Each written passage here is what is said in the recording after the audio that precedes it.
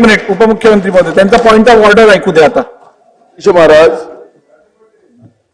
अध्यक्ष महाराज, मागच्या आठवड्यामध्ये मी कामकाजाबद्दलची एक भूमिका मांडली होती आणि आपण निर्णय राखून ठेवला. पहिल्या आठवड्यातले आमचे प्रस्ताव, सत्ता पक्षाचे प्रस्ताव, दुसऱ्या आठवड्यातले प्रस्ताव यांना बाहेर काढा. अध्यक्ष महाराज, मंत्री राहून असं गडबड करतील असं नाही. मग उत्तर कोण देणार त्यांना बाहेर काढल्यावर? गरज नाही. अध्यक्ष महाराज, ते अजितदादा काफी आहे त्याच्यासाठी. अध्यक्ष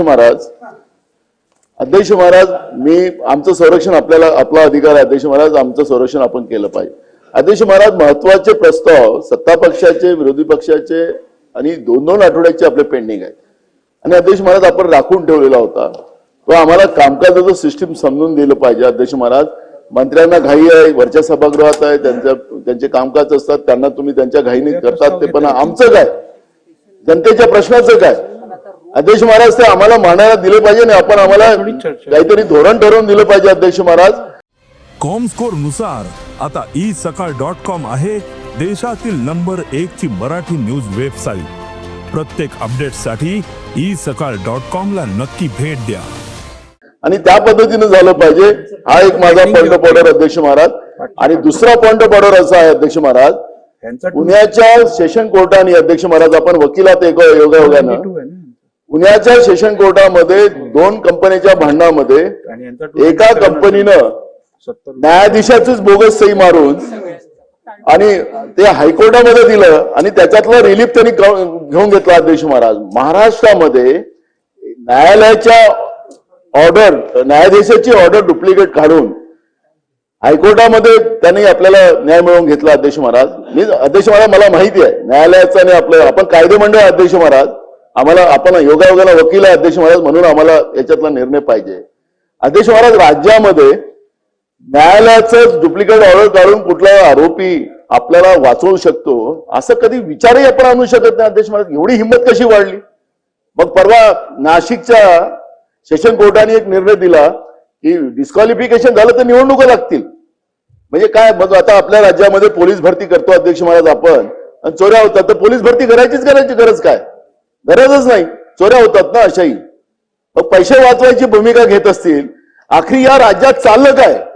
आम्हाला उत्तर पाहिजे. अध्यक्ष महाराज, आम्ही फार संभ्रमात आहोत आणि तुम्ही आम्हाला न्याय देऊ शकता. अध्यक्ष महाराज, मला माहिती आहे, आमची आपली परंपरा माहिती आहे, प्रथा माहिती आहे.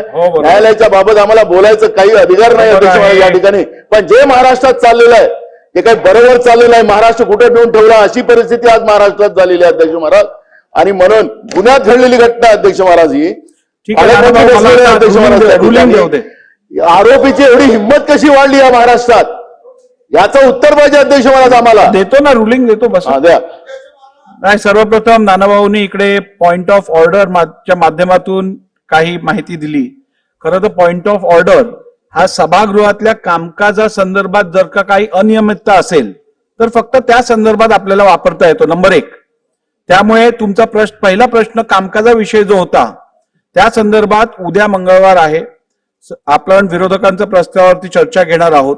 जर का विषय समान असतील किंवा नसले जरी तर तुमचा पेंडिंग प्रस्ताव आणि उद्याचा प्रस्ताव हा क्लब करून मी दोन्हीवरती चर्चा घडवून आणीन. नंबर 1. नंबर 2, तरीही पॉइंट ऑफ ऑर्डरच्या माध्यमातून आपण सभागृहाच्या कामकाजाच्या बाहेरील जरी माहिती या सभागृहाला देऊन त्या संदर्भात शासनाकडनं कारवाईची मागणी केली असेल तर आपण मांडलेली बाजू, आपण दिलेली माहिती ही अत्यंत गंभीर आहे. न्यायालयाच्या निकालाची जर का खोटी प्रत वापरून त्याचा वापर केला जात असेल तर ती अत्यंत गंभीर बाब आहे.